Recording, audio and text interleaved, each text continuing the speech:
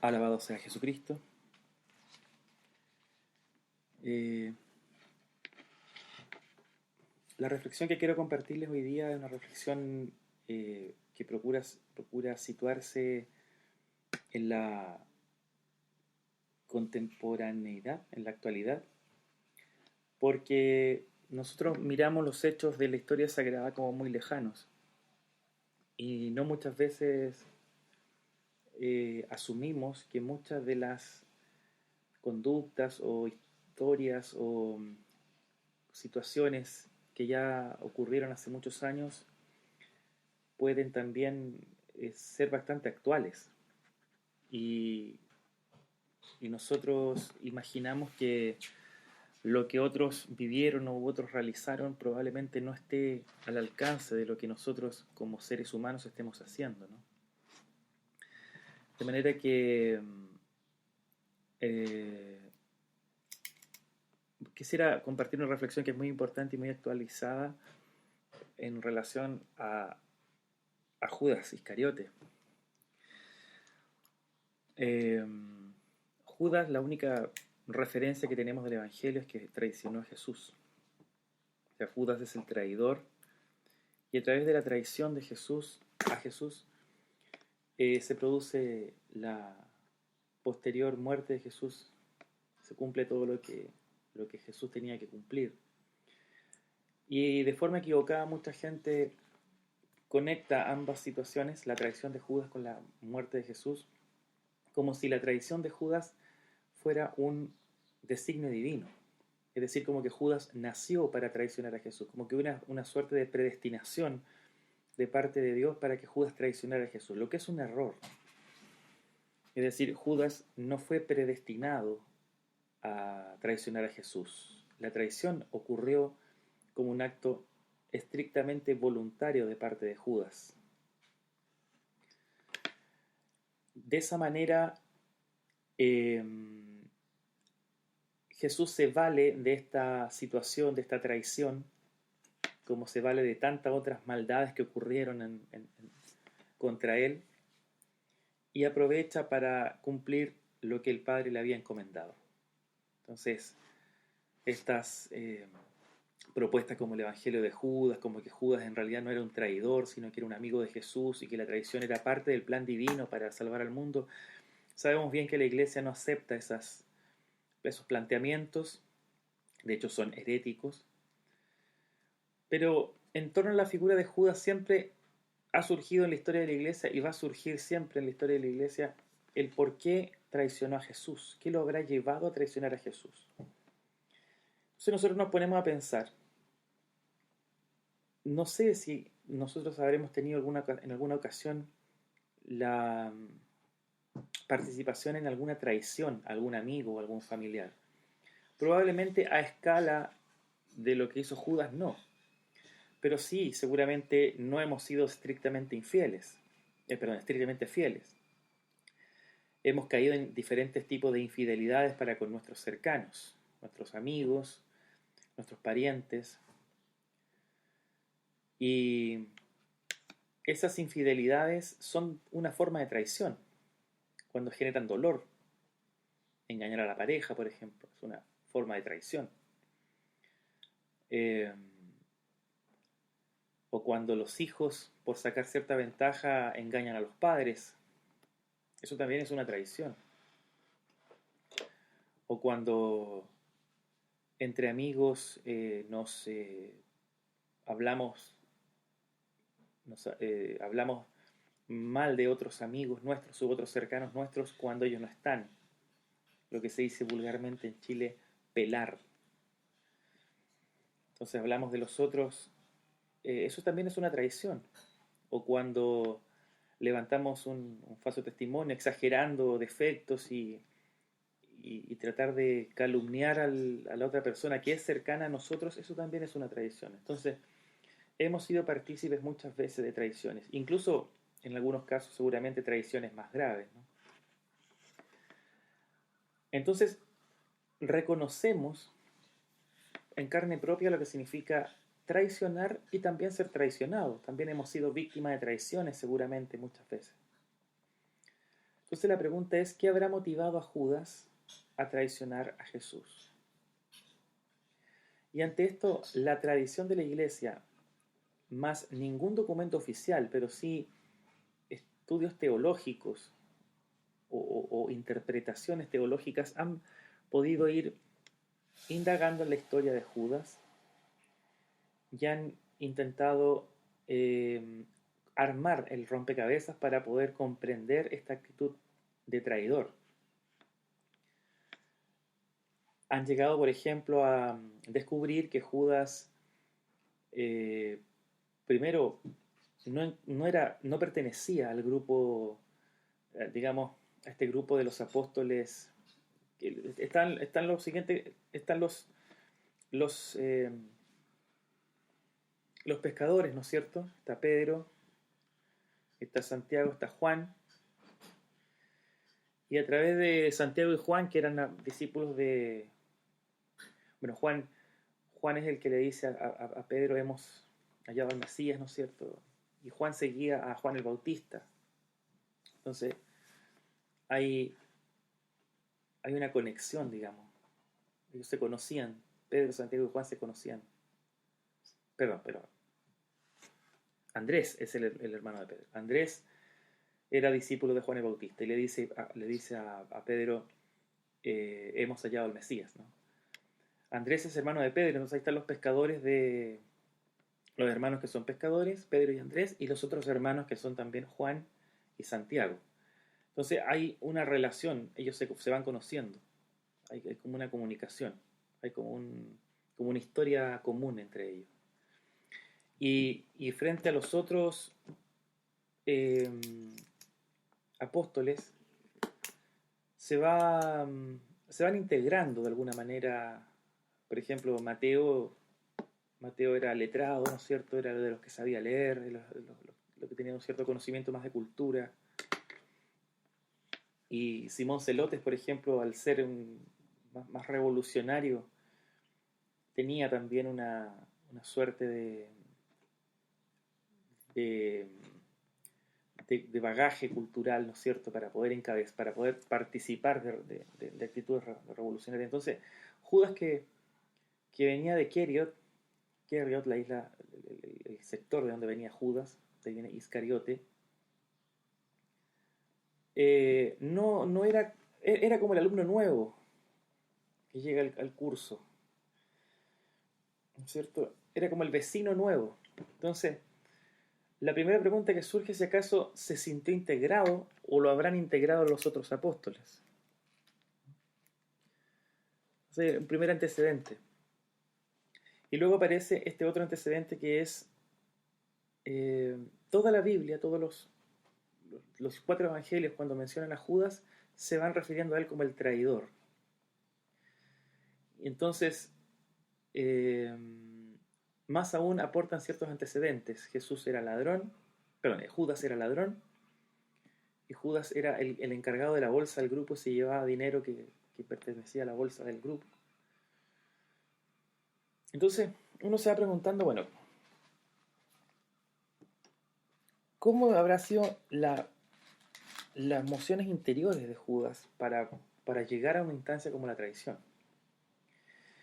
Y yo elaboré una teoría que no es más que eso, una teoría, puede estar equivocada, no pretendo descubrir nada, solo una teoría, pero que tiene como propósito indagar en qué nos parecemos nosotros en esas conductas que yo descubrí en Judas y que puede que nosotros no nos hayamos dado cuenta de cuán actuales son y cuán reales son en nosotros.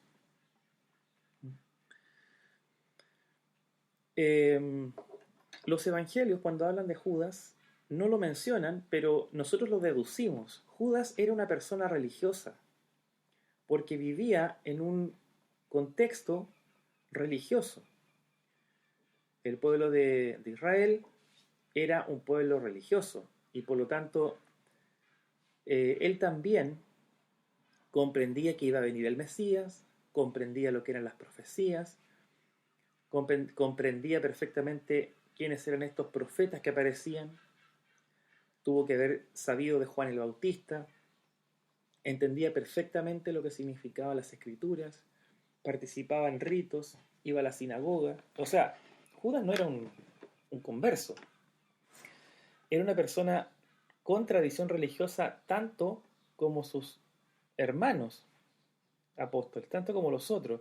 Lo que pasa es que algunos tenían una participación un poco más profunda en la reflexión religiosa. El caso de Andrés, que era discípulo de Juan el Bautista, ¿no? Pero otros, como Pedro, por ejemplo, eran seguramente más ligados al tema del trabajo. O sea, estaban más, aunque pertenecían a una sociedad religiosa, probablemente su compromiso con esa sociedad religiosa era un compromiso más bien frío, tibio, como por decir aquel católico hoy en día que va a misa de vez en cuando, ¿no es cierto? No es muy asiduo a la oración, pero cuando surge un momento, por ejemplo, la muerte de un pariente o un casamiento de un ser querido, va a la iglesia y participa como con todos los signos de la devoción que son propias de la fe, pero sin embargo no tiene un seguimiento activo, constante, profundo en la vivencia de la fe. Entonces, esa persona probablemente en las sociedades de Israel de ese tiempo, aunque era una sociedad mucho más religiosa, es muy probable y salta a la vista que habían algunos casos de personas que a lo mejor cumplían un poco más, un poco menos sistemáticamente con ese compromiso religioso. Y, y aquí es donde uno se pone a pensar que probablemente Judas pertenecía a este grupo, ¿no? O sea, era una persona religiosa, pero no era una persona religiosa, eh, digamos, en profundidad como ocurrió, o al menos en un comienzo. Pero probablemente sí manifestó signos de búsqueda o inquietudes. Y esto lo digo porque cuando Jesús comienza su ministerio, Él no elige a los apóstoles de inmediato, Él los va eligiendo de forma progresiva. Va eligiendo a algunos primero, los va eligiendo de a poco. Y de hecho dice el Evangelio en Lucas 6, 12, 16, o en Mateo 10, 1, 4, o en Marcos 3, 13, 19, dice claramente que Jesús llamó a los apóstoles después de haber orado. O sea, ya tenía un séquito de seguidores, que no eran, por número no eran 12, eran muchos más, pero para la elección de una misión específica o de un envío específico, él eligió a 12 de esos seguidores que fue llamando, ya había estado llamando de antemano, ¿no? Entonces, no relata el Evangelio cómo fue el llamado personal de Judas. El Evangelio habla de, por ejemplo, Mateo habla del Evangelio, el llamado personal a Mateo. Se habla del llamamiento de Pedro, ¿no es cierto? Se resalta el llamamiento de Pedro. Se habla del llamamiento que se le hizo a Juan, a Andrés, ¿no es cierto? Hay llamamientos personales que describe el Evangelio. No lo describe con todos los apóstoles, pero seguramente hubo un llamamiento personal a cada uno de los 12 en algún momento, o en varios momentos. Y en ese llamamiento personal tiene que haber estado Judas. O sea, y para que se haya manifestado ese llamamiento personal de Judas, Judas tiene que haber estado en alguna situación donde se encuentra personalmente con Jesús. O sea, Jesús no pasó por ahí, vio a un tipo que ni siquiera sabía cómo se llamaba y le dijo, sígueme. Tiene que haber habido una especie de encuentro, que es lo que pasó precisamente con el llamamiento de Pedro, o con el llamamiento de los pescadores, ¿no es cierto? Que les dice primero, estaban ahí pescando, llega Jesús y les dice, síganme. Dejan sus redes, su barca y se van. ¿Ve? Hay un contexto. Entonces, tiene que haber habido, lo mismo con Mateo, ¿no? Hay un contexto, estaba cobrando impuestos, le dice, me voy a quedar en tu casa, en fin.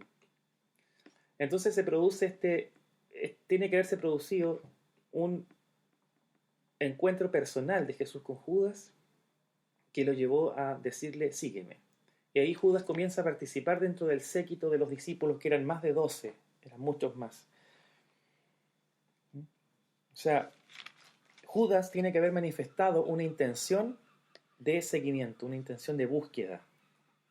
Y una intención de búsqueda que como te dije anteriormente, probablemente tenga un sustento, una raíz de convicciones religiosas, pero probablemente de forma humana, y esto lo vamos a detallar más adelante con las debilidades humanas de los apóstoles.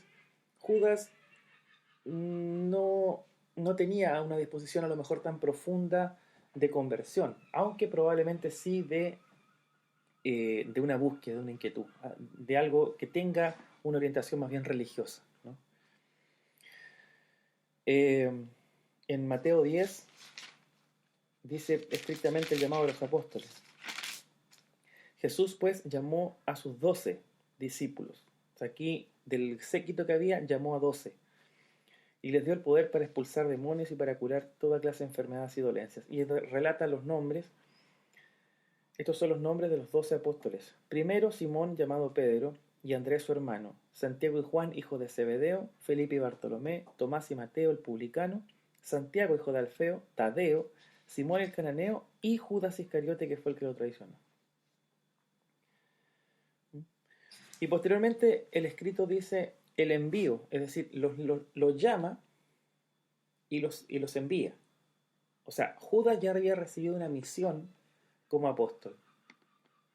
Judas ya había recibido una tarea. Por lo tanto, Judas va advirtiendo que lo que está haciendo es cumplir con una actividad estrictamente religiosa y estrictamente trascendental. Ese Jesús no era cualquier profeta. Entonces, estos son los 12 que Jesús envió con las instrucciones siguientes, ¿no es cierto? No vayan a tierras extranjeras, no entren en ciudades, en fin. Es decir, el envío de los apóstoles. Marcos 3 relata el mismo episodio de la elección de los apóstoles.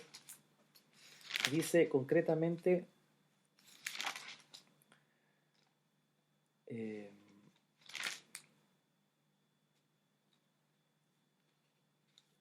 dice, entonces Jesús subió al cerro y llamó a los que él quiso. Aquí hay una añadidura. Recién dice que llamó a sus discípulos, ¿no es cierto? Dice Mateo. Pero Marcos agrega, los llevó a un cerro. O sea, eligió a 12 y los llevó a un lugar apartado. O sea, él subió al cerro. Jesús se fue a un cerro, es decir, se fue a un lugar más apartado y llamó a los que él quiso. O sea, del grupo grande, llamó solamente a los 12 que él estimó conveniente. Y ahí llamó y constituyó a los 12 apóstoles para enviarles a predicar. Está de nuevo los nombres, donde al final sigue apareciendo Judas y los llama los envía, ¿no es cierto? Dice acá, constituyó a los 12 para que estuvieran con él y para enviarlos a predicar, dándoles poder para echar los demonios. O sea, eran súper conscientes los 12 apóstoles, incluyendo Judas, que lo que estaban haciendo era una obra de Dios. Y por lo tanto, el corazón de Judas probablemente no era un corazón tan endurecido. O sea, estaba conmoviéndose con esto que estaba pasando, estaba interesado en lo que estaba pasando. Estaba interesado en lo que estaba pasando, pero como veremos más adelante, probablemente su vida, su conversión todavía no estaba consolidada porque todavía era muy dócil a muchas debilidades humanas, como pasó con el resto de los apóstoles también. Y en Lucas 6, el mismo episodio del llamamiento de los apóstoles, dice concretamente, en aquellos días se fue a orar, Jesús se fue a orar a un cerro y pasó toda la noche en oración con Dios. O sea, parecido a lo que dice Marcos, se fue a un lugar apartado, pero esta vez hay otro valor, hay otro agregado. Se va a rezar, se va a orar toda la noche. Y después, al llegar el día, o sea, al día siguiente, llamó a sus discípulos y entre ellos escogió a 12. O sea, había mucho más que 12, pero después de orar en ese lugar apartado, escogió a los 12. Y ahí aparece finalmente Judas al último, el que los traicionó. ¿Ya? Eso es el llamamiento de los apóstoles. O sea,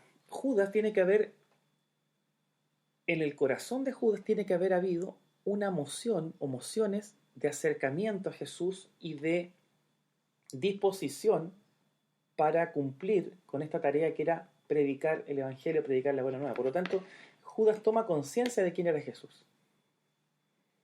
Va tomando conciencia de quién era. Más adelante nos encontramos con un relato que es muy revelador también, que es la- el momento en el que los apóstoles completos, el séquito completo de apóstoles, reconoce a través de las palabras de Pedro que Jesús es el Mesías.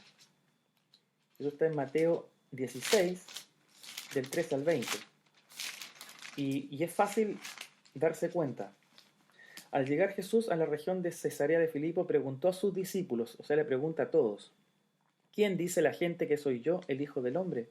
Ellos dijeron, unos dicen que eres Juan el Bautista, otros dicen que eres Elías y otros Jeremías o alguno de los profetas. Ya estaba la relación, ya los apóstoles comprendían que Jesús era un enviado de Dios. O sea, cualquier persona no era, un charlatán no era. Independiente si el poder se lo haya querido tomar de forma armada o si el poder no se lo iba a tomar, pero iba a cumplir con lo establecido que era la crucifixión y la posterior resurrección, independiente cuál haya sido el destino que en ese momento no conocían los apóstoles, Jesús era un enviado de Dios y los apóstoles ya habían reconocido que él era un enviado de Dios. Judas también. Judas también reconoce que él era un enviado de Dios. Entonces, Jesús les preguntó, ¿y ustedes quién dicen que yo soy? Simón contestó, tú eres el Cristo, el Hijo de Dios vivo. Y Jesús le respondió, feliz eres Simón Bar Joná, porque no te lo enseñó la carne ni la sangre, sino mi Padre que está en los cielos. Y más adelante dice en el versículo 20, enseguida Jesús ordenó a los discípulos que no le dijeran a nadie que Él era el Cristo. O sea, les revela que Él es el Cristo. Confirma lo que estaban pensando ese tiempo los apóstoles. Yo me imagino ese episodio que Pedro tomó la palabra. Pedro dijo, tú eres el Mesías. Pero no creo que haya sido solamente Pedro el que creía eso. Yo creo que todos los demás, o por lo menos la mayoría de ellos, pensaba lo mismo. Y al decirlo Pedro, de alguna manera ratifican su creencia. Ellos ratifican exactamente, Jesús es el Mesías, es lo que dice Pedro. Pensamos tal cual dice Pedro. Estamos de acuerdo con Pedro. No revela el Evangelio que no hubo ninguna objeción a eso. Nadie se atrevió a decir, no, yo pienso que no eres el Mesías. O sea, Simón Pedro, y probablemente a espalda de Jesús, Pedro ya habrá hablado con los hermanos apóstoles, haberle dicho, yo creo que es el Mesías. O sea, esta revelación creo que puede haberse producido antes de que se la dijera a Jesús. Es decir, Pedro ya lo había insinuado y conversado con alguno de ellos, probablemente. Y probablemente muchos de ellos también habían ya asumido y intuido esta verdad y haberla proclamado también. Lo que pasa es que no se la habían declarado directamente a Jesús. Entonces, Judas tiene que haber también entendido que Jesús no es cualquier profeta. Jesús es el Mesías, el Cristo. Más aún si el mismo Cristo lo dice. En todo caso, yo siempre he pensado que no quiere decir que los apóstoles, a partir de esta revelación, tenían una fe ciega de que Jesús era el Mesías. Yo creo que quedaban dudas, porque lo estaban recién conociendo, y siempre Jesús salía con cosas más misteriosas todavía. Entonces, de hecho, la misma entrega voluntaria que hace a las autoridades en Jerusalén para ser crucificado, tiene que haberlos desconcertado. Por lo tanto, es un tipo muy misterioso, este Jesús. Y por lo tanto, como es un tipo muy misterioso, lo que tuvo que haber ocurrido antes es que, aunque Jesús mismo le dijo efectivamente yo soy el Mesías, pero no se lo digan a nadie, ellos mantenían ciertos atisbos de dudas. Y Judas, que como dijimos al principio, probablemente no era una persona religiosa tan estrictamente devota, quién sabe si a lo mejor en su en su en esta fe un poquito más tibia, él también incubó algunas dudas. Y es probable, y eso también es muy parecido a lo que vivimos ahora. O sea, personas que nos sentimos estrictamente muy devotas y muy cumplidoras con lo religioso, pero a lo mejor nuestra fe todavía es débil, nuestra conversión todavía no está firme. Entonces, es probable que eso haya ocurrido con los apóstoles y Judas haya pertenecido a este grupo de los que a lo mejor todavía dudaban. Posteriormente, eh, el episodio más revelador ocurre en Mateo 26, y lo voy a contrastar con los otros evangelios también. Mateo 26 dice la cena en Betania. Jesús se encontraba en Betania, sentado a la mesa en casa de Simón el leproso. Se le acercó una mujer con un frasco como de mármol lleno de un perfume muy caro y se lo derramó en la cabeza. Al ver esto, los discípulos se enojaron y dijeron: ¿con qué fin tanto derroche? Este perfume se habría podido vender muy caro para ayudar a los pobres.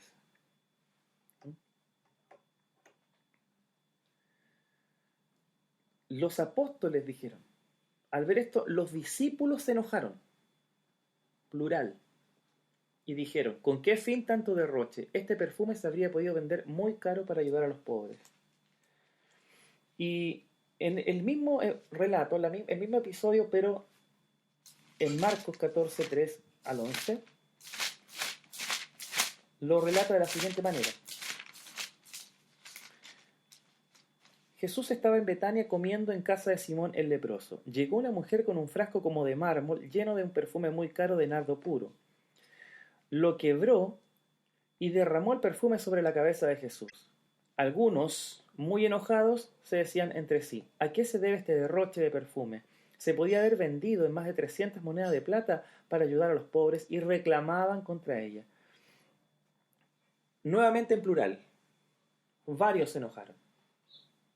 No, o sea, el interés por ayudar a los pobres estaba en varios. No era un enojo de una sola persona, que es lo que nos quedó grabado a nosotros. No, los evangelios hablan de que todos se enojaron, o por lo menos muchos se enojaron. Esto mismo en Juan. En Juan hay un detalle ya un poquito más claro. Juan es como el evangelio de Juan es como el periódico que indagó hasta en el último detalle de la noticia. Entonces, en Juan 12, del 1 al 8, nos encontramos con 6 días antes de la Pascua. Jesús fue a Betania, donde estaba Lázaro, a quien Jesús había resucitado de entre los muertos. Allí lo invitaron a una cena. Mientras Marta servía y Lázaro estaba entre los invitados, María trajo como medio litro de aceite, un perfume perfumado de nardo, muy fino y muy caro. Ungió con él los pies del Señor y se los secó con sus cabellos. Y toda la casa se llenó con el olor del perfume. Aquí está el detalle. Judas Iscariote, el discípulo que entregaría a Jesús, dijo: este perfume podría haberse vendido en 300 monedas de plata para ayudar a los pobres. En realidad no se interesaba por los pobres, sino que era ladrón, y como estaba encargado de la bolsa común, se llevaba lo que echaba en ella. Entonces, acá Juan dice que Judas fue, y los otros evangelistas dicen que todos los demás fueron. ¿Cómo conectamos ambos episodios? Primero, entender que discípulos no es lo mismo que apóstoles. Los apóstoles son 12, los que ya nombramos. Los discípulos son muchos más. Y que en esa cena de Jesús en Betania, a la cual estaba invitado en casa de Simón el leproso, fue él con sus discípulos, o sea, fue con los 12 más el resto de los discípulos, con sus seguidores en el fondo. Y estando con sus seguidores, ocurre este incidente del perfume. Entonces, mira, algunos se enojaron, dice ahí, y decían: esto es un derroche. Pero Juan dice que fue Judas el que dijo: este es un derroche. Probablemente Judas congeniaba con otros discípulos que a lo mejor respondían al mismo perfil, este perfil de religiosidad no tan incubada, como con atisbos de tibieza, y probablemente acá dice Juan, en realidad no se interesaba por los pobres, por Judas, sino que era ladrón, y como estaba encargado de la bolsa común, se llevaba todo lo que echaban en ella. O sea, Judas había sido elegido como el ecónomo del grupo. O probablemente se ofreció y nadie opuso resistencia a eso, seguramente dándole confianza al cargo, ¿no es cierto? Un cargo importante. Pero probablemente él, en complicidad con otros, a lo mejor hacía sus fechorías, hacía eso de sacar la plata y guardársela, probablemente lo hacía también en complicidad con otros seguidores de Jesús. O sea, no era Judas el mal, así como que de los 12 más otros 500 más, ¿no es cierto? Los 70, como dice el Evangelio. Ya, los 12 más los 70, todos son buenos pero Judas es el único malo. No, probablemente en el mismo séquito había otros discípulos que también tenían estas mentalidades un poco más tibias, donde estaba decayendo un poco la disponibilidad para seguir al Mesías. Eso probablemente estaba pasando. Eso probablemente estaba pasando. Es decir, ganas de querer abandonar el grupo. De hecho, el mismo Evangelio de Juan, no lo anoté acá, pero el mismo Evangelio de Juan habla más adelante que muchos abandonaron a Jesús. Cuando Pedro les dice, Señor, ¿a quién iremos? Solo tú tienes palabra de vida eterna. O sea, probablemente este abandono era un abandono que no ocurrió en un momento específico. A lo mejor muchos empezaron a seguir a Jesús y poco a poco fueron algunos dejando esta tarea. No me está gustando esto. Esto de caminar tanto, esto de andar predicando a cada rato, es que a veces no tenemos comida, estamos durmiendo en cualquier parte. O sea, esto ya no me está gustando. Probablemente muchos empezaron a abandonar a Jesús antes. Y los incondicionales seguían siendo los 12. Pero quién sabe si acaso en Judas también estaba esta idea de querer abandonar este proyecto, ya no me está gustando, ¿no? Entonces, eso. Ocurre que Judas toma la iniciativa en nombre de todos esos que se enojaron contra la mujer, como para sacar ventaja de esto del perfume y estas cosas, ¿no? Y fíjate tú que este mismo relato de la mujer que unge con perfume a Jesús termina, en los 3 evangelios termina de la misma manera. Los 3 evangelios donde está relatado. En Mateo termina diciendo, entonces uno de los 12. Mateo decía al principio, los discípulos se enojaron, ¿no es cierto? Y dijeron, ¿con qué fin tanto derroche? Este perfume se había podido vender muy caro. Luego Jesús dice, no la molesten, ¿no es cierto? Esta mujer hizo una buena obra, a los pobres siempre los tendrán con ustedes. Cuando termina de hacer eso, Jesús, dice el Evangelio de Mateo, uno de los 12 que se llamaba Judas Iscariote, fue donde los jefes de los sacerdotes y les dijo, ¿cuánto me darán para que se los entregue? Y en Marcos 14:3 es lo mismo. En Marcos 14:3 es exactamente lo mismo. Dice, los discípulos se enojan. Algunos muy enojados se decían entre sí, dice acá. ¿Viste? Algunos muy enojados se decían entre ellos, así como murmurando, oye, pero qué derroche. Y Judas interpreta lo que está diciendo ese grupo y él toma la iniciativa, como lo relata Juan, y dice, pero esto es un derroche. Él es el vocero, digamos, de ese grupo. Pero el relato termina de la misma manera. Entonces Judas Iscariote, uno de los 12, fue donde los jefes de los sacerdotes para entregarles a Jesús. Ellos al oírlo se alegraron y prometieron darle dinero, y Judas comenzó a buscar el momento oportuno para entregarlo. O sea, ya Jesús quería abandonar el proyecto, y aquí nos vamos a detener un poco, quería abandonar el proyecto para el cual estaba dispuesto al comienzo. Y aquí nos situamos en, pero ¿qué habrá llevado a Jesús a traicionarlo? A Judas a traicionar a Jesús, ¿no es cierto? Tenemos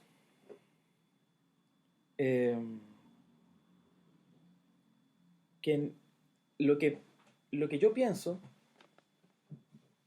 como se están desencadenando los hechos, ¿cierto? Judas es una persona que venía de tradición religiosa, manifestó una cierta inquietud por lo religioso, llega Jesús, probablemente Judas lo escuchó predicar y lo escuchó hablar de las buenas nuevas a los pobres, seguramente se interesó medio interesado en lo ambicioso y medio interesado en lo religioso, a medias, ¿no es cierto? Se interesó y Jesús lo llamó, lo eligió, lo llama con la esperanza de convertirlo, como sucedió con todos los demás apóstoles, porque de hecho, de paso, los apóstoles todos tenían debilidades humanas. O sea, Jesús dice, entró a un pueblo y el pueblo lo rechaza y los apóstoles dicen, ¿quieres que mandemos fuego? O sea, venganza. Santiago y Juan piden los primeros puestos. Ambición. Soberbia. Pedro lo negó. Entonces, hay relatos de debilidades humanas que están presentes en los evangelios. Tomás, si no toco las manos, si no meto mis dedos en sus llagas, no voy a creer. O sea, hay una muestra de muchas debilidades humanas de parte de los apóstoles, que incluso después de la ascensión de Jesús se mantuvieron, cuando Pablo tuvo que reprender a Pedro, porque Pedro por miedo al que dirán no se juntaba con los gentiles y comía solamente con los judíos. Entonces las debilidades humanas se manifestaron siempre de parte de los apóstoles.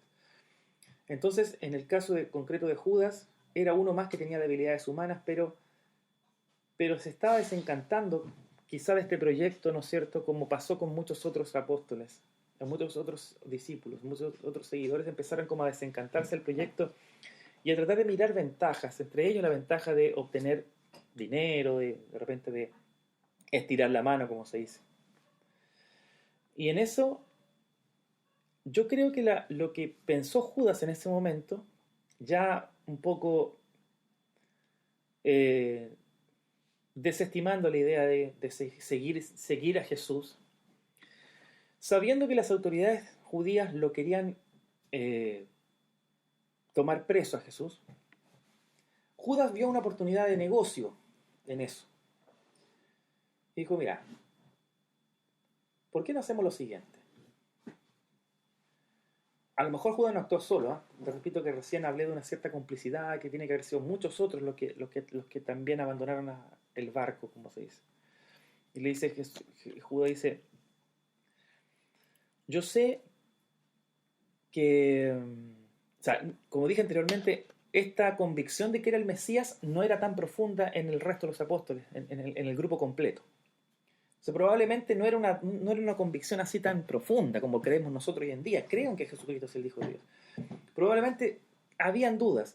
Y con este desencanto que se está produciendo en este caminar con Jesús, probablemente muchos fueron incubando esa duda mucho más grande. Comenzaron a profundizar más y seguramente la duda comenzó a crecer más. A lo mejor no es el Mesías. Mira cómo estamos. Mira dónde estamos y ni siquiera se enfrenta a las autoridades romanas. O sea, miren lo que estamos. Todavía estamos durmiendo en el suelo, todavía estamos aguantando que Jesús haga cosas misteriosas, como no le interesó que esta mujer derramara perfume caro, en fin. Entonces como que nos estamos desencantando un poco de la idea. Probablemente Jesús sea una buena persona y sea un hombre religioso, pero como que a lo mejor comienza a tomar forma la duda respecto a si Jesús era realmente el Mesías o no. O sea,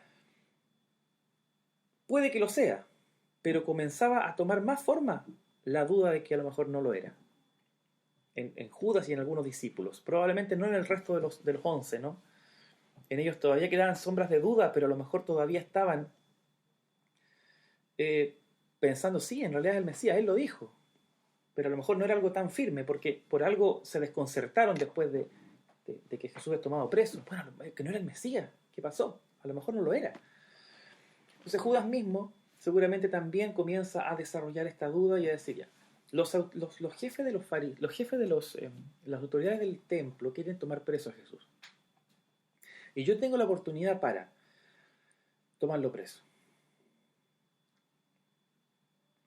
¿Qué pasa si se los entrego?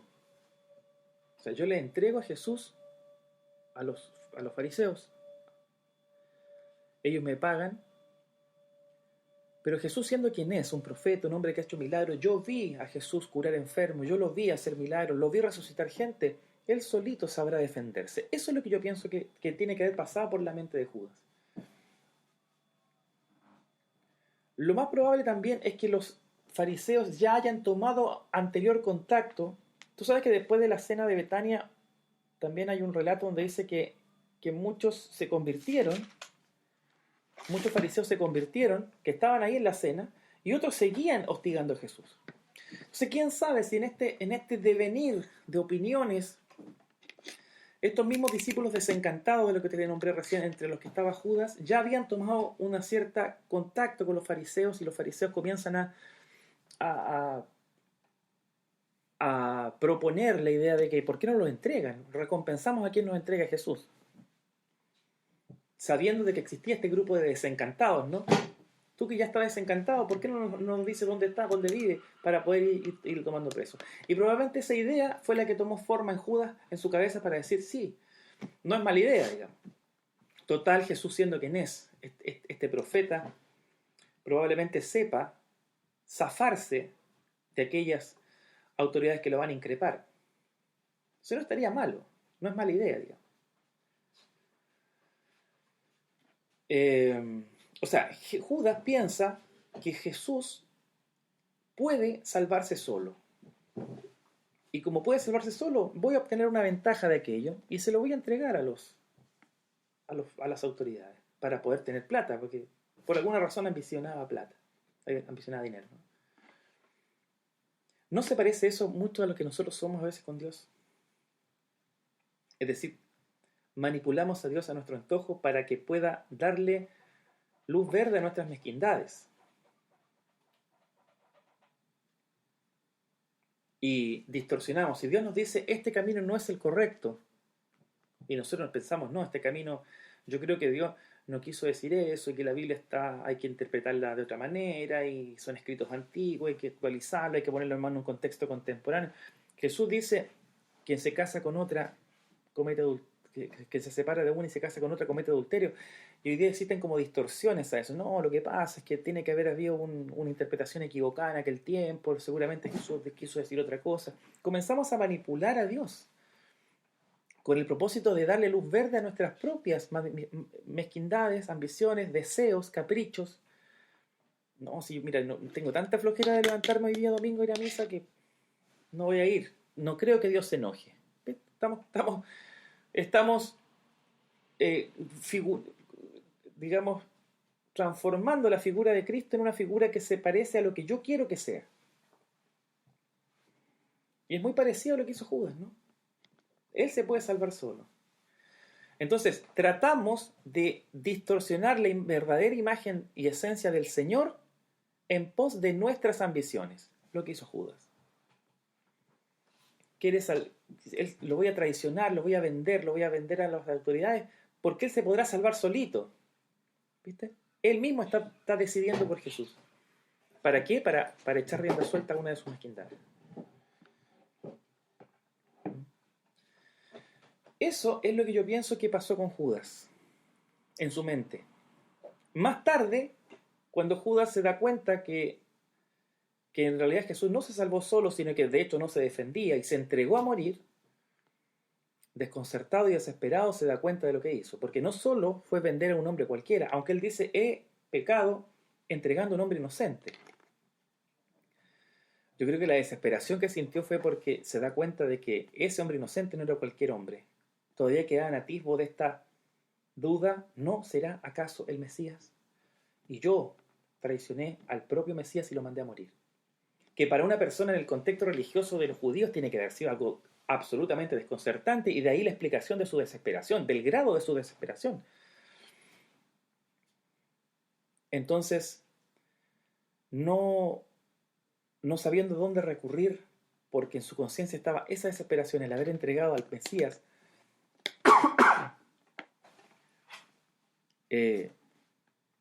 Judas termina matándose. Entonces, ¿qué quiero decir con esto? Que lo más parecido a Judas, a este Judas que he descrito, que insisto, es una teoría, es como yo más o menos creo que fueron las cosas, lo más parecido a Judas que somos nosotros es cuando queremos empujar a Dios a que siga nuestros propios caprichos, nuestras propias ambiciones. Cuidado, porque eso, haciendo una comparación con lo que pasó con Judas, es una traición. Y si entendemos que Dios no sigue esos caprichos, podemos terminar decepcionados y abandonándolo. Y ya sabemos cuál es el desenlace, según Judas, de aquel que abandona y traiciona al Señor. Alabado sea Jesucristo.